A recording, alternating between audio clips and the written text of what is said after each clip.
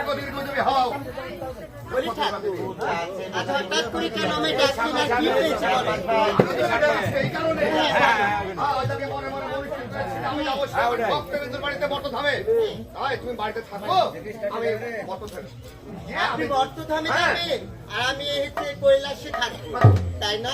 ভালো কথা বলেছেন। বলি ঠাকুর আজ আপনার মুখে শুনেছি আজ আপনার দেবতা আপনার মানে আপনার ভক্তবৃন্দরা আপনাকে দেবতার মতন মানে, তাই বলি ঠাকুর আজ আপনার সাথে আমিও যাবো। দেখো দুর্গাদেবী, আমার ভক্তবিন্দু যারা আমাকে মানে সম্মান সবই করে বা মানে, কিন্তু ওরা অতি গরিব মানুষ, গরিব ওদের মতন গরিব আর এই পৃথিবীতে নাই। তাই তুমি দুর্গাদেবী, তুমি যে যাবে, হ্যাঁ মুখে যে বসতে দিবে কি, খাবার খাইতে দিবে কি, তোমার কোথায় যাইতে দিবে, মানে এরকম জায়গা ওদের নাই। বাহ, তাই তুমি ওদেরকে দেখে তুমি আবার অহংকার করবা। তুমি তো মানুষ দেখতে পাই তুমি কিরকম করো অহংকার।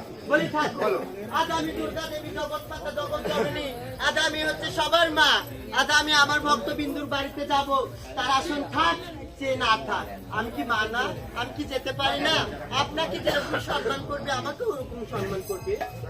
হ্যাঁ বলে আমার ভক্তবিন্দু যদি আমাকে সঙ্গে নাও দেয়, হ্যাঁ যদি আমার সঙ্গে একটু কথা বলে, তাহলে তুমি যে এসে আমার বলবে যে দেখো তোমার ভক্তবিন্দু আমাকে এই দিল না, বলতে জায়গা দিল না, নাস্তা জল ছুঁই দিল না, এটা মেনে নেবো না। তাই তো চাই না শোনা। না, আমি আপনার মুখে শুনেছি আপনার ভক্তবৃন্দরা আপনাকে অনেক শ্রদ্ধা করে ভালোবাসি, তাই আমি আজকে যাব বলেছি, যাব না গো পিটির বাবা। তা আপনি আরো সাদা না রেডি হয় তাই যাবে তুমি? আপনার সাথে না গেলে হয় আহা